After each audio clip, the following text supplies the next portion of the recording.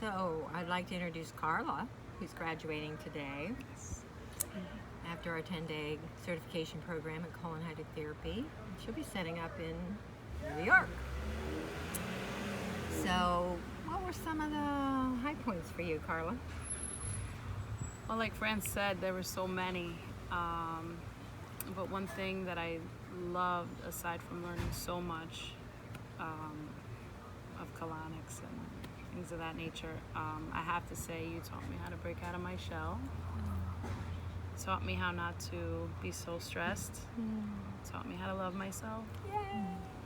And love others along with it. So I really had a wonderful time, and I'm really upset that we have to leave.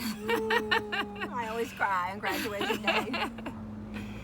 Thank you, thank you, thank you. We need you in New York. Congratulations on your graduation today. Thank you.